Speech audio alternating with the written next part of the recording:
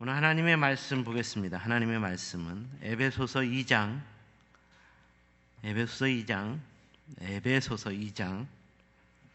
12절에서 18절까지 말씀 보겠습니다.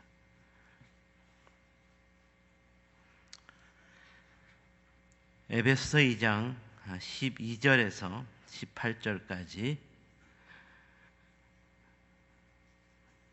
우리 한 목소리로 함께 읽도록 하겠습니다. 시작. 그때 너희는 그리스도 밖에 있었고 이스라엘 나라 밖에 사람이라. 약속의 언약들에 대하여는 외인이요 세상에서는 소망이 없고 하나님도 없는 자이더니 이전에 멀리 있던 너희가 그리스도 예수 안에서 그리스도의 피로 가까워졌느니라. 그는 우리의 화평이신지라. 둘로 하나를 만드사 원수된 것 그 중간에 막힌 담을 자기 육체로 하시고 법조문으로 된 계명의 율법을 폐하셨으니 이는 이 둘로 자기 안에서 세 사람을 지어 화평하게 하시고 또 십자가로 이 둘을 한 몸으로 하나님과 화목하게 하려 하심이라.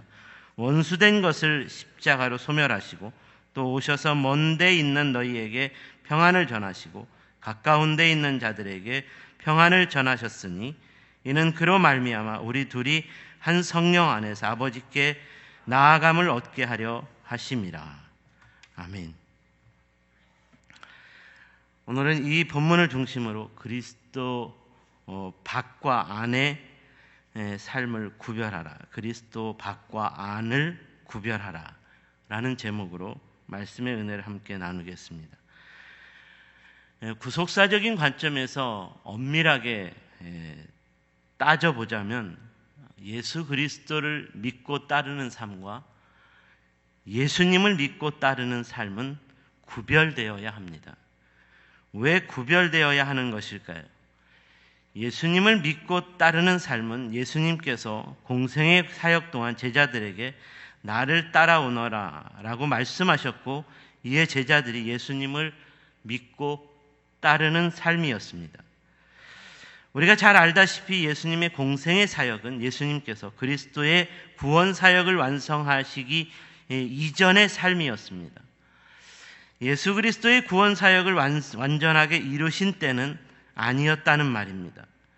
제자들은 예수님의 공생의 사역 때까지는 충성스럽게 예수님을 믿고 따르는 삶으로서 최선을 다했습니다. 하지만 이렇게 제자들이 예수님을 믿고 따르던 삶은 예수님께서 이스라엘 나라의 왕이 아닌 이스라엘의 종으로서 십자가의 고난과 죽음을 자처하는 그리스도의 구원 사역을 이루는 것이었기 때문에 그들의 삶이 중단되었습니다. 제자들은 예수님께서 십자가에서 고난을 받고 죽으심으로써 이루어지는 예수 그리스도의 구원 사역을 부인했고 저주하며 도망쳤습니다. 이런 차원에서 예수님을 믿고 따르는 삶과 예수 그리스도를 믿고 따르는 삶은 구별되어야 한다는 말입니다. 예수님의 공생의 사역을 믿고 따라다닌 제자들은 예수님께서 모든 죄인을 위한 그리스도가 되시기 위해 십자가에서 고난받고 죽으심으로써 이루어져야 하는 구원 사역을 믿을 수가 없었습니다. 하나님의 아들이시고 모든 나라와 민족을 통치할 수 있는 권세를 가지신 예수님께서 왜 초라한 십자가에서 죄인으로 고난받고 죽어야 하는가를 도무지 이해할 수 없었다는 말입니다. 그러므로 예수 그리스도의 사역을 부인하고 저주하며 도망친 제자들이 십자가의 길을 걸어가신 예수 그리스도를 믿고 따르는 삶을 살아야겠다고 생각한다는 것은 도무지 불가능한 것이었습니다. 아무리 공생의 사역 동안 예수님께 가장 많이 배웠고 충성스럽게 예수님을 따라다녔던 수제자 베드로였을지라도 예수님의 십자가의 길을 걸어가야 하는 그리스도의 고난과 죽음을 당해야 한다는 것에는 아니에요, 주님 결단코 그렇게 할 수 없나이다, 내가 그렇게 되도록 내버려 두지 않겠다라고 했습니다. 제자들은 자신들뿐만 아니라 예수님께서 감당하셔야 하는 그리스도의 사역을 용납할 수 없었습니다. 그러므로 이런 제자들을 향하여 주님께서 이렇게 책망하셨습니다. 사단아 물러가라. 너는 나를 넘어지게 하는 자다. 내가 하나님의 일을 생각하지 않고 사람의 일을 먼저 생각한다. 무슨 말입니까? 예수님께서 십자가에서 고난받고 죽어야 하는 그리스도의 사역만이 하나님 나라의 구원을 온전히 성취할 수 있는 하나님의 일이었다는 말입니다. 그러므로 예수님께서는 모든 죄인을 구원하기 위해 십자가의 고난과 죽음을 자처하는 그리스도가 되셨습니다. 하지만 예수님의 수제자인 베드로는 이렇게 그리스도가 되신 예수님을 용납할 수 없었습니다. 그래서 배신하고 그래서 저주했습니다. 그럼에도 불구하고 하나님의 일로서 모든 죄인을 구원하기 위해 그리스도가 되신 예수님이셨기 때문에 그런 베드로까지라도 다시 찾아가 예수께서 그리스도가 되심을 가르쳐 주셨고 그리스도의 사도로 부르셨고 이에 순종하게 함으로써 복음서 이후에 기록되는 그리스도의 역사책인 사도행전에 베드로의 이름도 기록될 수 있었다는 것입니다. 그렇다면 이런 사도행전의 교회 역사를 계승한 오늘날의 교회와 성도들의 삶에서도 예수님을 믿고 따르는 삶이 아닌 예수 그리스도를 믿고 따르는 삶으로서 구별되어야 한다는 이 도전을 우리는 붙들 수 있어야 할 것입니다. 바로 이런 이유로 성도인 우리를 가리켜 그리스도인이라고도 부르는 것입니다. 그리스도인의 삶은 예수 그리스도를 믿기 이전과 예수 그리스도를 믿은 이후의 삶으로 확연하게 구분되어야 합니다. 오늘 본문의 저자인 바울도 이런 그리스도인이었습니다. 바울은 예수 그리스도를 믿고 따르는 사람이었습니다. 바울은 예수님의 제자들처럼 예수님의 가르침을 배우지 못했고 예수님을 따라다녔던 제자도 아니었습니다. 하지만 다메섹 도상으로 바울을 찾아오신 분은 모든 죄인을 위해 십자가에서 고난당하고 죽으신 예수 그리스도이셨습니다. 바울아, 나는 내가 핍박하는 예수라. 무슨 말입니까? 이 말은 모든 인간을 위해 십자가의 고난과 죽음을 당하심으로써 그리스도가 되신 예수님께서 바울을 만나기 위해 찾아오셨다는 말입니다.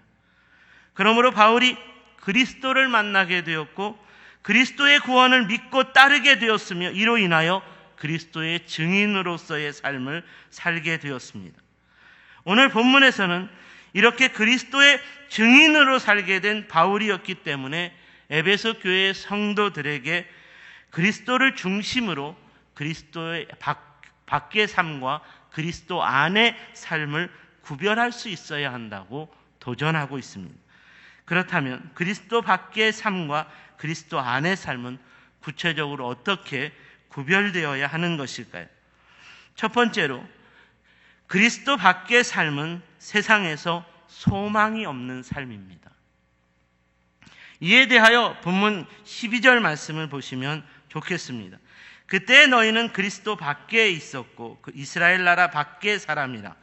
약속의 언약들에 대하여는 외인이요 세상에서 소망이 없고 하나님도 없는 자이더니. 여기서 바울은 그리스도 밖의 삶에 대하여 매우 구체적으로 표현하고 있습니다. 그리스도 밖의 삶은 이스라엘 나라 밖의 사람들의 삶과 같다라고 말합니다. 여기서 이스라엘은 시온 공동체를 말합니다. 그러니까 이스라엘 나라 밖의 사람들이라는 것은 시온 공동체에 속하지 않는 사람들을 말하는 것이니까 이는 하나님을 믿지 않는 불신의 사람들이라는 말입니다. 오늘날로 말하자면 교회 공동체에 속한 성도가 아니라는 말입니다. 그리고 계속되는 약속의 언약들에 대하여 외인이라는 말도 이와 동일한 교훈을 주는 것입니다. 여기서 약속의 언약이라는 것은 아브라함과 하나님과의 약속으로서 영원토록 깨어질 수 없는 약속이었기 때문에 아브라함이 이를 믿음으로써 약속의 성취가 이루어졌다는 교훈을 포함하고 있습니다. 창세기 12장을 보면 아브라함이 하나님의 약속을 믿음으로써 본토 친척 아비집을 떠났고, 이로 인하여 아브라함을 통한 하나님의 약속이 성취되는 하나님의 구원 역사가 시작되었다고 증거하고 있습니다. 그러니까 본문에서 약속의 언약들에 대하여 외인이라는 말은 이런 약속의 언약을 믿지 않는, 그러므로 불신의 사람들이라는 말입니다. 그러므로 이렇게 약속의 언약에 대하여 외인으로 사는 세상은 소망이 없다라고도 말하는 것입니다. 계속되는 말씀에서 이렇게 소망이 없는 세상에서는 하나님도 없다라고 하나님을 불신한다고 말합니다. 오늘 본문 12절 말씀에서 소망이 없는 세상에는 하나같이 공통점이 있다고 말합니다. 그 공통점은 그리스도를 알지 못하고 하나님을 알지 못하고 영적 공동체인 교회의 중요성도 알지 못한다는 것입니다. 성도인 우리는 이런 사람들을 가리켜 그리스도 밖의 삶을 사는 사람들이라고 말합니다. 그러니까 그리스도 밖의 삶은 세상에서 소망이 없는 삶이라는 말입니다. 그렇다면 바울은 왜 그리스도 밖의 삶은 세상에서 소망이 없는 삶이라고 진단하게 된 것일까요? 이는 그리스도 밖에 속한 불신자들은 세상이 유한하다고 생각하기 때문에 이 세상을 살아가는 삶은 길어봐야 100년 남짓한 삶입니다. 이렇게 유한한 세상살이이기 때문에 모든 것을 소유할 수 있게 도와주는 돈을 많이 벌어 잠시라도 떵떵거리며 멋지고 폼나게 살아야겠다고 생각합니다. 그래서 돈을 많이 버는 것이 세상에서 가장 중요한 목적이 됩니다. 그저 돈 버는 것, 그리고 성공하는 것이 가장 중요한 최고의 목적이 된다는 말입니다. 하지만 모든 사람이 다 돈을 벌 수 있는 세상이 아닙니다. 모든 사람이 다 성공할 수 있는 세상도 아닙니다. 많은 돈을 벌고 성공하는 사람은 일부에 지나지 않습니다. 그러니까 이렇게 돈을 벌지 못하고 성공하지 못하는 대부분의 사람들은 이런 세상에서 낙오자가 되어 실망하고 좌절하게 되고, 그 실망과 좌절을 넘어서 세상을 향해 불평등하다고 분노하며 다투게 되고 대립하며 분쟁하게 됩니다. 그렇다면 돈을 많이 벌고 성공한 사람이라도 평안하게 정말 잘 먹고 잘 살 수 있을까요? 그렇지 않습니다. 돈을 더 많이 벌기 위해 애를 쓰다가 서로 싸우고 그 싸움으로 인해 서로 죽이는 살인도 저지르게 됩니다. 더 성공하기 위해 거짓말을 밥 먹듯이 하다가 감옥에 갇히기도 합니다. 얼마 전에 우리나라가 자랑하는 초일류 기업의 수장이었던 아버지와 아들이 대를 이어서 이런 거짓말을 하다가 나란히 감옥에 들어가는 수치를 당하게 되니까 이제는 자기 자식들에게 기업을 상속시키지 않겠다고 선언하는 일까지 벌어졌습니다. 사랑하는 여러분, 우리가 사는 세상에서 지도자, 대통령이 잘 뽑히면 소망이 없는 이 문제를 해결할 수 있을까요? 다 해결할 수 있을까요? 그럴 수 없다는 것을 5년마다 우리가 그토록 신뢰하며 우리 손으로 뽑았던 대통령들에 대한 한결같은 실망을 통해 우리는 깨달을 수 있게 됩니다. 그럼에도 불구하고 이제 또다시 내년이면 우리가 사는 세상은 새로운 대통령에 대한 소망을 갖도록 또 부추기게 될 것입니다. 새로운 세상이 열릴 것처럼 또 부추기게 될 것입니다. 여론조사에서 국민들에게 특별한 관심을 많이 받는 분들 중에 공정한 세상을 만들겠다는 대통령 후보도 있고, 불평등의 문제를 해결하기 위해 전 국민에게 기본소득을 지급해 주겠다는 대통령 후보자도 있습니다. 여러분은 우리가 사는 세상에서 누가 더 큰 소망을 갖게 해줄 것이라고 기대하십니까? 저는 오늘 말씀을 묵상하고 전하는 목사로서 성도라면 세상 나라의 지도자가 소망을 줄 것이라고 생각하는 거짓 환상에 속지 말아야 한다고 도전하고 싶습니다.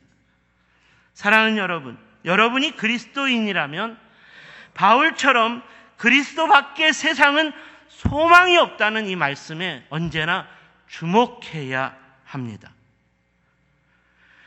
오늘날 세상이 부추기는 어리석은 소망에서 그러므로 벗어나십시오. 그리스도 밖의 세상은, 하나님 말씀과 약속의 외인이 된 세상은 소망이 없는 세상입니다. 그러므로 오늘 바울은 이런 세상에서 성도로 살아가는 저와 여러분이 분명하게 가져야 할 생각에 대해 도전합니다.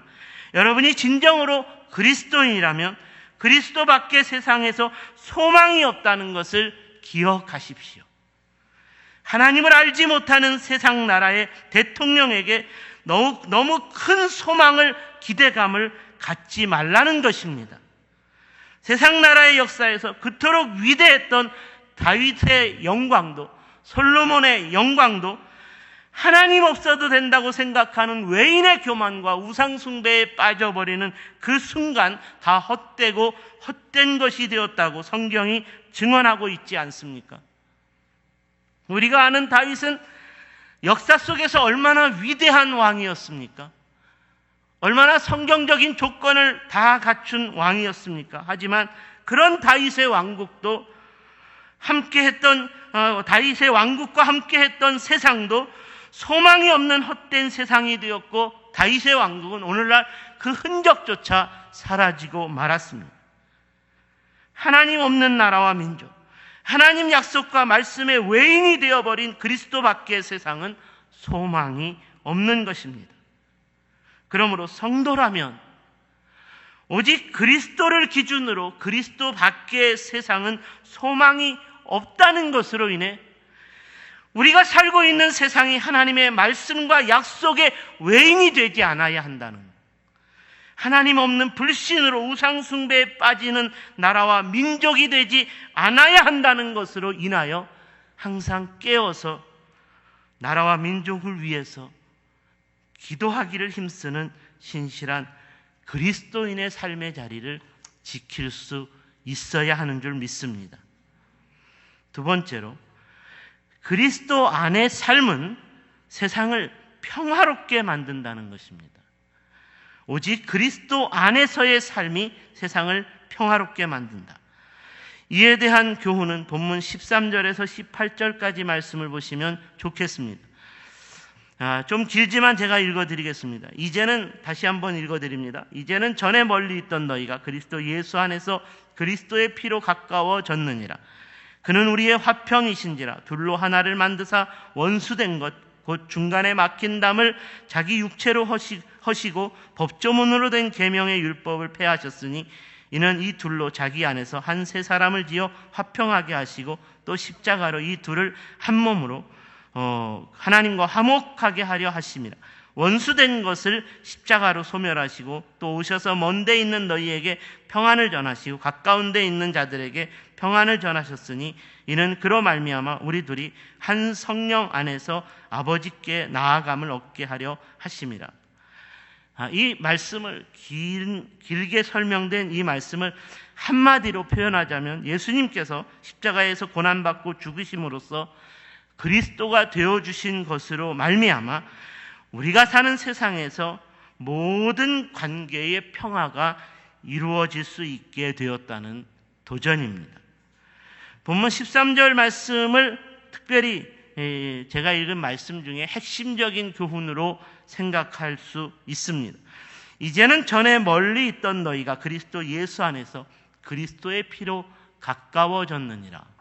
여기서 가까워졌다는 것을 화목으로 표현하고 또 하나됨으로 표현하고 화평이라는 단어로 표현하고 평안이라는 단어로도 표현하고 있습니다.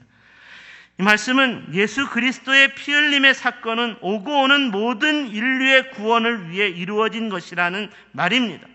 놀라운 것은 제자들이 예수 그리스도의 피 흘림의 구원을 믿음으로 인해 그들의 삶이 180도 달라졌다는 것입니다.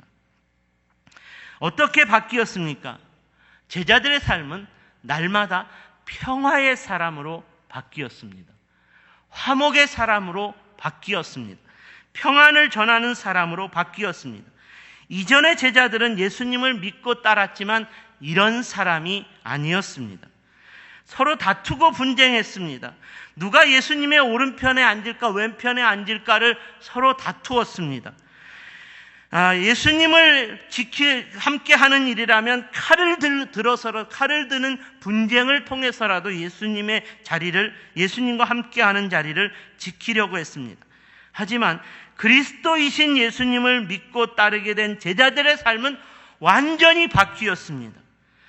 나같이 추악한 죄인을 위해 피 흘려 죽으신 예수 그리스도, 또한 나와 같은 모든 죄인들을 위해 피 흘려 주신 예수 그리스도를 믿음으로 인하여 하나님과 인간 사이를 가로막고 있던 성수의 휘장이 찢어졌고, 인간과 인간 사이에 막힌 죄의 담을 완전히 허물어 버렸기 때문에 그리스도 안에서 하나님과 모든 인간이 평화를 이루게 되었고, 그리스도 안에서 사람과 사람이 평화를 이룰 수 있게 되었기 때문에 이제는 우리는 그리스도 안에서 평화의 사도로 살아야겠다고 결단하였고, 이 평화를 전하는 삶을 살게 되었다는 말입니다.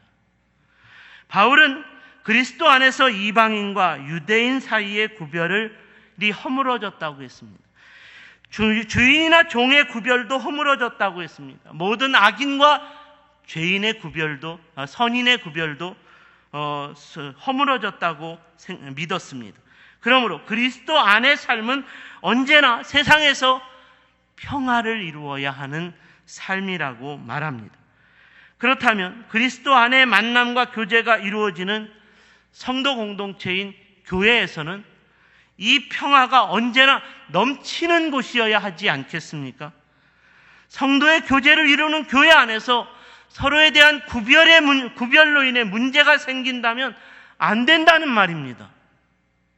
서로에 대한 구별로 인한 갈등과 분쟁이 생겨서는 안 된다는 말입니다. 예수 그리스도를 믿는 교회에서 평화롭지 않고 분열하고 분쟁하며 나는 저런 사람과 함께할 수 없노라고 말한다면 이런 사람은 그리스도 안에 있는 사람이 아니라는 말입니다. 그리스도 안의 삶은 언제나 세상을 평화롭게 만들어야 합니다. 그렇다면 어떻게 그리스도 안의 삶을 통해 세상을 평화롭게 만들 수 있을까요? 이에 대하여 17절 말씀을 보시면 좋겠습니다.